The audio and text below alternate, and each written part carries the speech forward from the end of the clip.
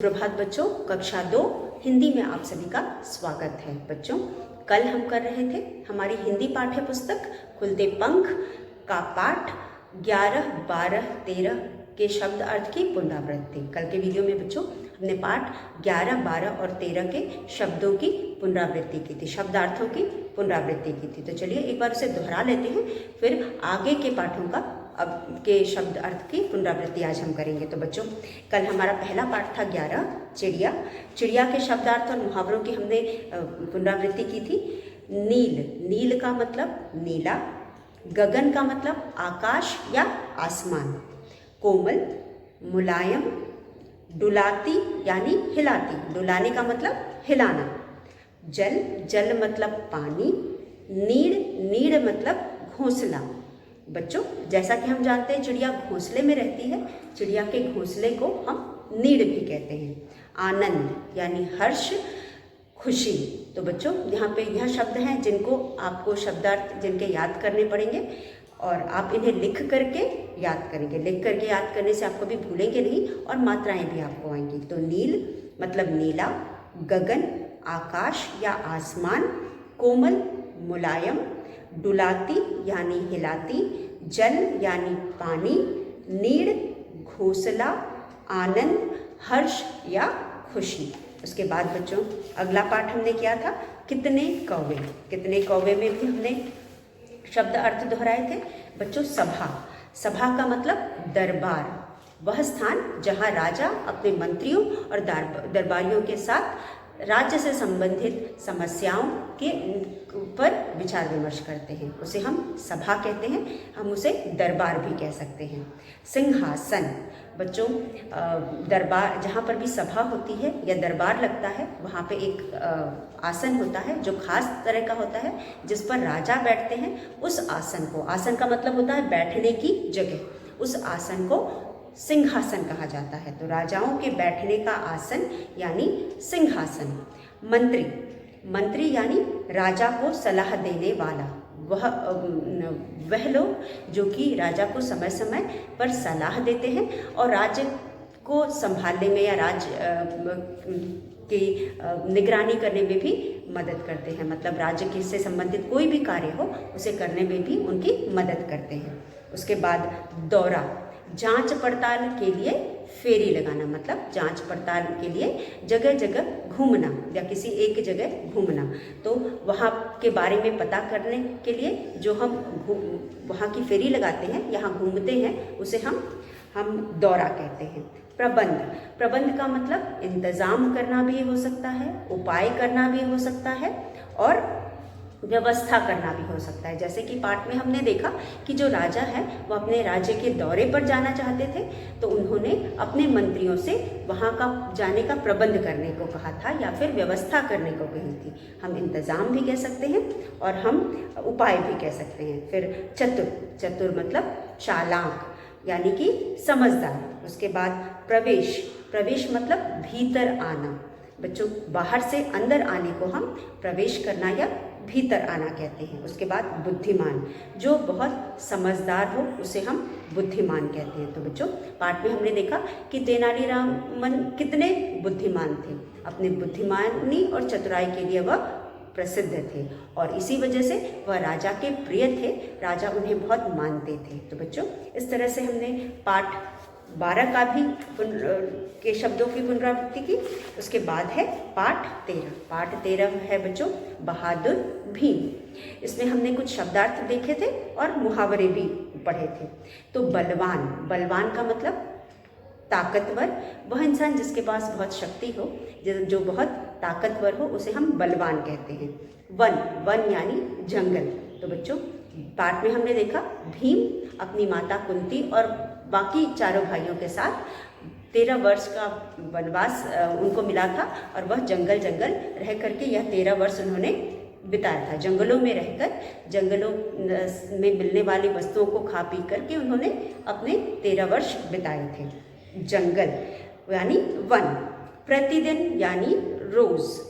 कारण वजह। बेहाल खराब हालत, बुरी हालत भी कह सकते हैं, खराब हालत भी कह सकते हैं। भीम ने राक्षस को मार मार के उसकी हालत खराब कर दी थी।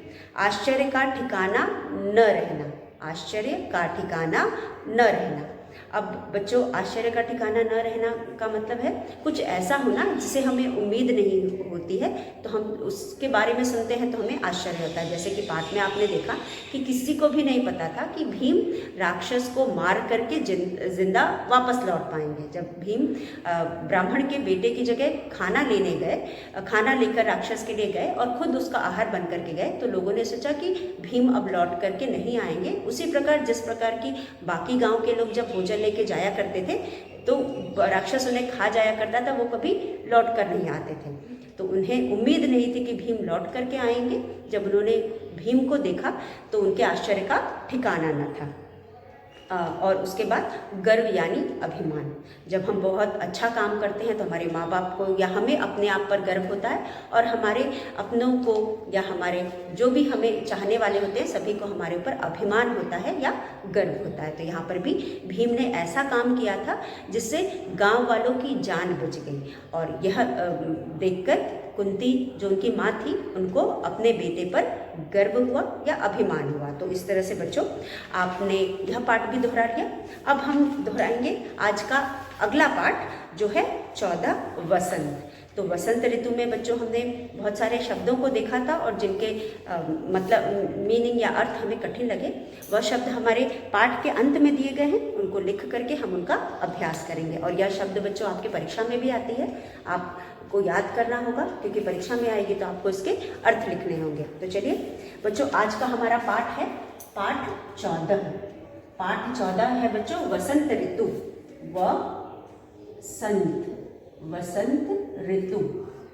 री त पर छोटे की मात्रा तु, ऋतु, वसंत ऋतु। अब बच्चों इस पाठ में हमने सबसे पहले शब्द देखा भौरे। भौरे बच्चों हमने पढ़ा कि तितलियां और भौरे पेड़ों के आसपास मंडराते रहते हैं, क्योंकि जैसा कि हम जानते हैं कि जो ये भंवरे और तितलियां होती हैं इनको फूल पसंद होते हैं। ना सिर्फ उन्हें पसंद होते हैं, उनका आहार या उनका भोजन भी फूलों से ही मिलता है। इसलिए जब सुंदर सुंदर रंग बिरंगे फूल खिले होते हैं तो हम उनके आसपास बहुत सारे भंवरे और तितलियां मंडराते हुए देख सकते हैं। तो यहाँ पे भी वसंत ऋतु में बहुत सारे फूल खिलते हैं और हरियाली होती है चारों तरफ, हवा में फूलों की खुशबू होती है। इससे जो भंवरे होते हैं मस्त हो जाते हैं और घू घू करते इधर उधर घूमते फिरते रहते हैं। तो भंवरे, भौरे या भ्रमर, हम इनके कई नाम हैं। भंवरों को हम भ्रमर के नाम से भी जानते हैं और भौरे के भी नाम से जानते हैं और भंवरे के भी नाम से जानते हैं। तो यहाँ हमारा पहला शब्द अर्थ है शब्दार्थ। शब्दार्थ और मुहावरे। और मुहावरे। म पर छोटे की मात्रा, ह पर आ की मात्रा, व और र पर ए की मात्रा, मुहावरे। उसके बाद यहाँ पे हमारा पहला शब्द है भौरे। भ पर अ की मात्रा, भौ बिंदी और रे। बच्चों भंवरे एक कीट पतंगा है जो कि पेड़ पौधों के आसपास मंडराता रहता है, और कहते हैं लोग कि घू घू करके आवाज़ निकालता है, यानी कि ऐसे लगता है जैसे कि वो गीत गा रहा हो। वसंत ऋतु में बहुत रंग बिरंगे फूल होते हैं और फूलों को देखकर वह इतना मस्त हो जाता है, इतना खुश हो जाता है कि वह इधर उधर घूम घूम के डालियों पे झूला झूल करके गीत गाता है। और तो भंवरे यानी मतलब है इसका भौरे का भंवरे, भ और चंद्रबिंदु व रे, भंवरे। ये है भौरे या भंवरे। उसके बाद हम इसे भ्रमर भी कह सकते हैं। भंवरे को हम भ्रमर भी कहते हैं। तो ये भौरे, भंवरे या भ्रमर, ये तीनों एक ही शब्द हैं, मतलब एक ही वस्तु के नाम हैं। यहाँ पे भंवरे, भ्रमर या भौरे तीनों एक ही चीज़ के नाम हैं। तो बच्चों यह था हमारा पहला शब्दार्थ। और दूसरा शब्दार्थ है बच्चों, दूसरा हमारा है डाल। डाल। बच्चों आपने देखा होगा, चाहे वो चिड़िया हो या तितली हो या भंवरे हो, कभी भी एक जगह नहीं बैठते हैं। वह एक डाल से दूसरी डाल पर घूमते रहते हैं, मतलब कभी इस डाल पे, कभी उस डाल पे, या कभी इस फूल पर, कभी उस फूल पर बैठते रहते हैं। तो यहाँ डाल का मतलब डाली। डाली क्या होती है?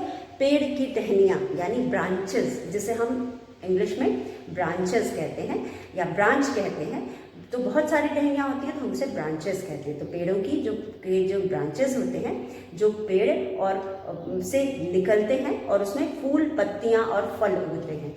तो इन ब्रांचेस के ऊपर या इन डालियों के ऊपर जो भंवरे हैं या चिड़िया है, वह एक डाली से दूसरी डाली पर घूमती रहती। कभी भी एक डाली पर चिड़िया को आपने बैठे हुए नहीं देखा होगा। जैसे कि आप देख सकते हो, जो कोयल है, जब आमों में बौर आती है तो वो मस्त हो जाती है, क्योंकि उस बौर से एक तरह की खुशबू, बौरों में कुछ खुशबू होती है और बौर देखकर वो इतनी खुश हो जाती है कि वह मस्ती भरे स्वर में कोयल गाना गाती है।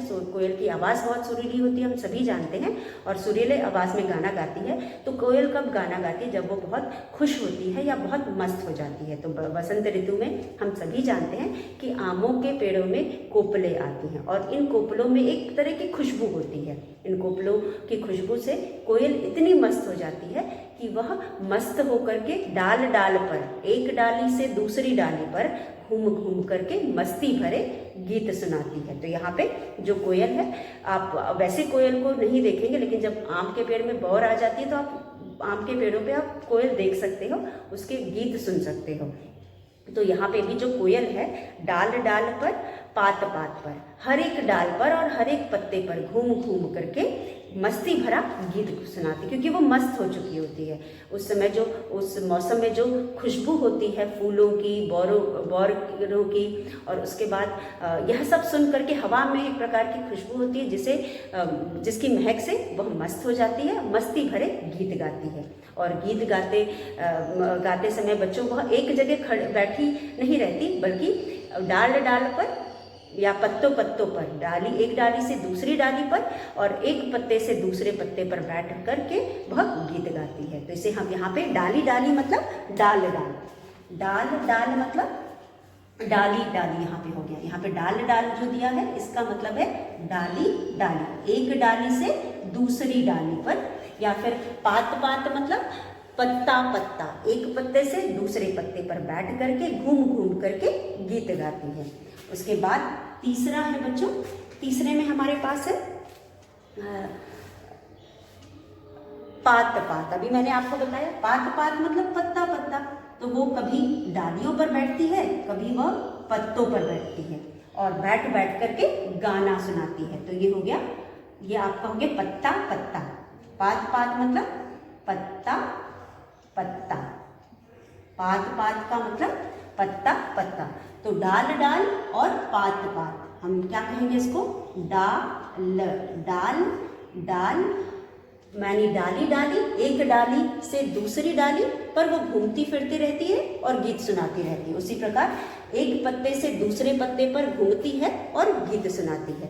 उसके बाद चौथा है बच्चों, 4 में हमारे पास है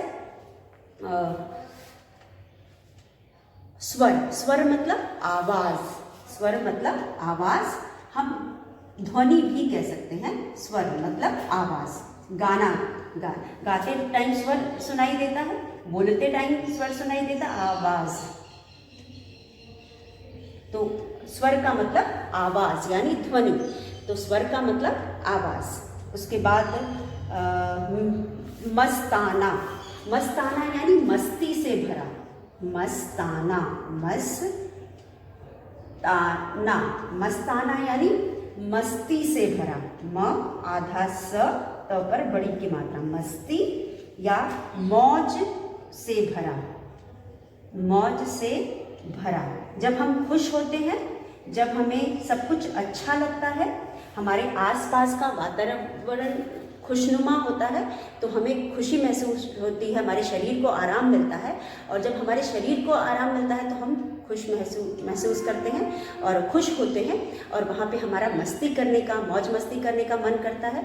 इस को हम मस्ताना कहते हैं। और मौज मस्ती और मज़े में मतलब हमारा मन भी खुश हो जाता है, तो वहाँ पे हमारा मौज मस्ती करने का मन करता है और हम मौज मस्ती करते हैं। इसे हम मस्ताना कहते हैं। मस्त होकर के घूमना, मस्ती से भरा।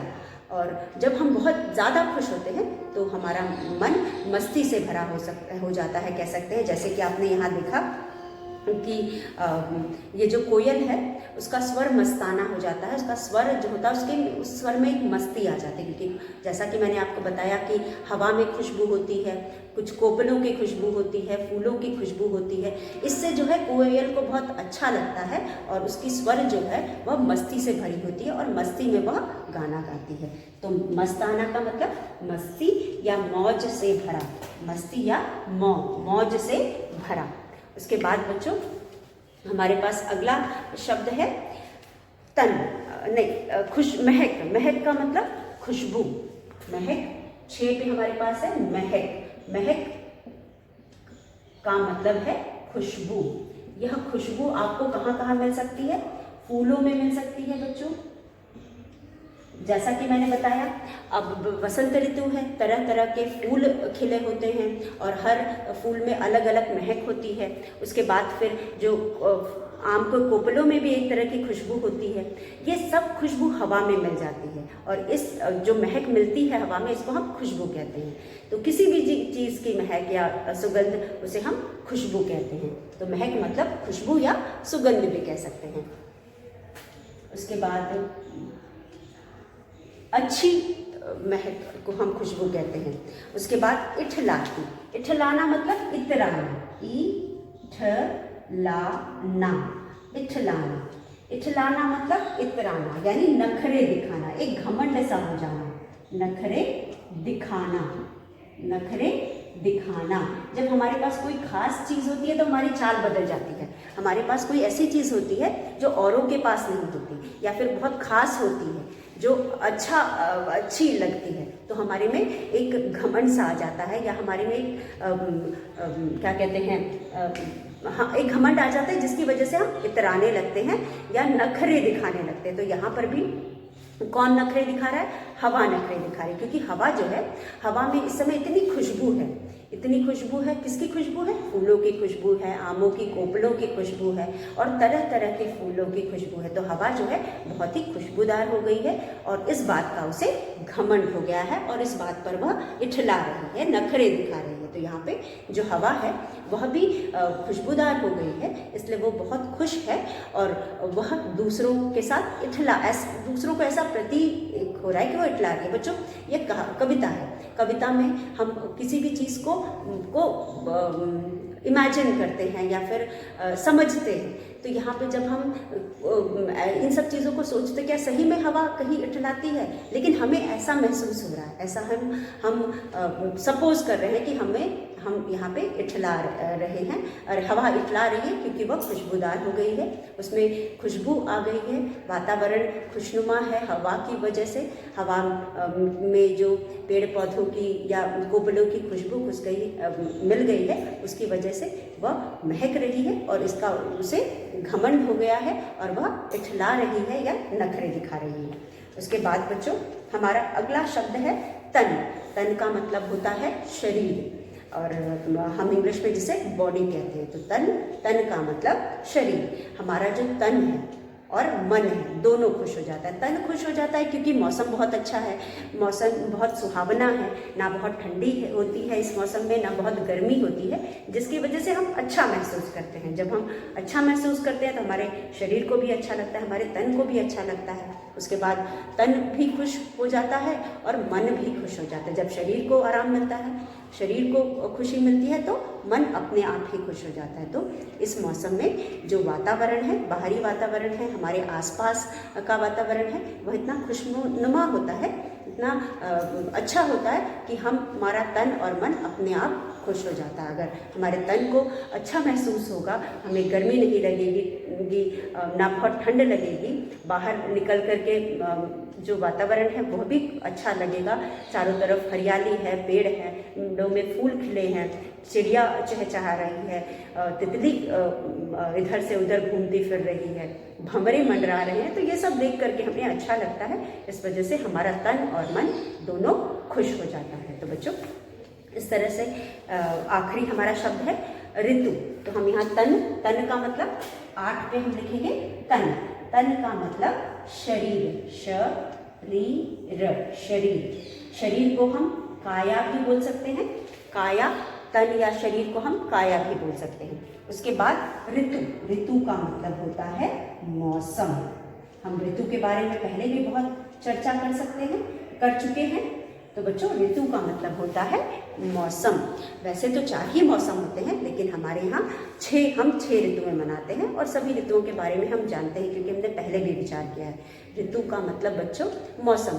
मौसम का मतलब वह चीज़ जो कि कुछ समय तक एक जैसा, जब वातावरण में एक जैसा माहौल होता है, जैसे कि ठंडी है तो ठंडी, गर्मी है तो गर्मी, तो उसे हम ऋतु कहते हैं। 2 महीना 4 महीना तक एक जैसा ही टेम्परेचर रहता है या फिर तापमान रहता है, तो हम उसे मौसम कहते हैं। यहाँ पे ठंडी में 2-3 महीने 4 महीना ठंड ही रहती है, गर्मियों में कुछ महीनों तक गर्मी रहती है, बरसात में कुछ महीने तक बरसात रहता है। तो एक तरह का वेदर जब बहुत दिनों तक चलता है तो हम उसे मौसम कहते हैं। तो यहाँ पे भी जो मौसम है वह वसंत ऋतु का है और वसंत ऋतु में चारों तरफ हरियाली होती है, फूल तरह तरह के फूल दिखाई देते हैं, पेड़ों में फल दिखाई देते हैं। इस मौसम में बहुत सारे तीज त्यौहार पड़ते हैं क्योंकि ये फसल कटने का भी मौसम होता है। और उसके बाद खेतों में, सरसों के खेतों में हमें पीले पीले फूल दिखाई देते हैं। हरे हरे पेड़ों में पीले पीले फूल बहुत ही खूबसूरत लगते हैं। तो बच्चों इस समय खेतों में फसलें लगी होती हैं, कुछ फसलें काट के हम घर ले आते हैं, इसलिए यह मौसम हर तरह से हमें अच्छा लगता है। इसलिए और जो इस मौसम भी खुशनुमा होता है, ना बहुत ठंडी होती है, अभी ठंडी खत्म हुई होती है, कड़ाके की ठंड के बाद यह मौसम आता है तो अच्छी सी धूप निकलती है, तो हमें ये मौसम बहुत अच्छा लगता है और तन और मन से हम खुश महसूस करते हैं। तो बच्चों यहाँ पे यह था हमारा पाठ 14 का शब्दार्थ। अब हम दोहराएंगे हमारा आखिरी पाठ 15 का शब्दार्थ। तो बच्चों पाठ 15 में भी हमें कुछ शब्दार्थ दिए गए हैं, चलिए इनको दोहराते हैं। अब एक बार इसे हम पहले पढ़ लेते हैं। भौरे, भौरे यानी भंवरे या भ्रमर, भौरे यानी भंवरे या भ्रमर। डाल डाल यानी एक डाली से दूसरी डाली पर, मतलब डाली डाली पर घूमना। उसके बाद पात पात, एक पत्ते से दूसरे पत्ते पर। कोई भी चिड़िया अगर पेड़ पर रहती है तो वो एक पत्ते पर नहीं रहती है, वो इधर से उधर घूमती फिरती रहती है और उस समय तो और भी ज़्यादा घूमती फिरती रहती है जब वो खुश होती है या मस्त होती है। तो कोयल भी वसंत ऋतु में कोयल इतनी मस्त हो जाती है कि वह घूम घूम करके मस्ती भरे गीत गाती है। तो यहाँ डाली डाली यानी एक डाल से दूसरे डाल पर और पत्ता पत्ता यानी एक पत्ते से दूसरे पत्ते पर। उसके बाद स्वर, स्वर मतलब आवाज़। मस्ताना मस्ती या मौज से भरा, महक यानी खुशबू, इतराना यानी नखरे दिखाना, तन यानी शरीर, ऋतु यानी मौसम, ई की मात्रा नहीं औ की मात्रा, मौसम, ऋतु यानी मौसम। तो इस तरह से बच्चों हमने इस पाठ के शब्दार्थ को भी दोहरा दिया। चलिए अब हम करेंगे हमारे आखिरी पाठ 15 के शब्दार्थ। हमारा पाठ 15 है चांद बच गया।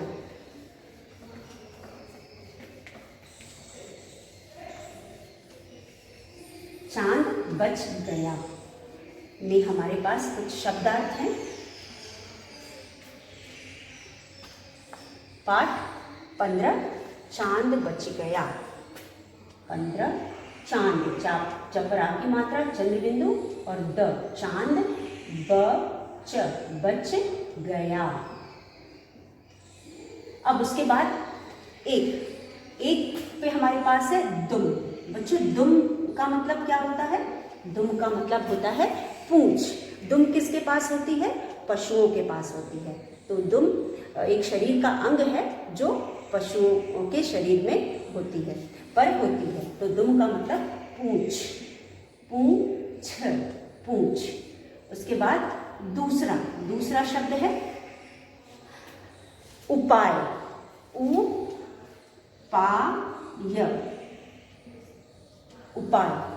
उपाय का मतलब तरकीब या तरीका। उपाय का मतलब तरकीब या तरीका। उपाय का मतलब तरकीब या तरीका। उसके बाद है हमारे पास 3 में है बच्चों प्रयत्न, प्रयत्न का मतलब कोशिश करना, प्रयत्न, प्रयत्न, प्रयत्न का मतलब कोशिश, कोशिश, कोशिश।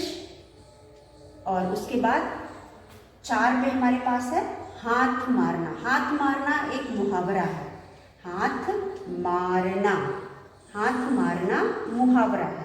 इसका मतलब कोशिश करना या प्रयत्न करना, कोशिश करना या प्रयत्न, प्रयत्न, प्रयत्न करना, कोशिश करना या प्रयत्न करना। उसके बाद हमारे पास है धीरज। धीरज का मतलब होता है सब्र, धीरज, धीरज यानी सब्र, धीरज का मतलब सब्र। तो बच्चों यह कुछ शब्द हैं जो हमारे पाठ 15 से में है और इनको हम यहाँ पे पढ़ेंगे और दोहराएंगे। तो बच्चों दुम, दुम का मतलब पूंछ। जैसा कि आपने देखा है कि बंदर है या फिर पशुओं को देखा है, पशुओं को अधिकतर पूंछ होती है और यह पूंछ जो होती है यह उनके एक शरीर का अंग होता है। और आपने देखा कि इस कहानी में चांद बच गया में जो बंदर थे उनकी पूंछ होती है। और आप जानते हो बंदर के जो इसमें 4 मित्र थे, 4 बंदर थे, कटरू, मकटरू, मैकू और दुमकू।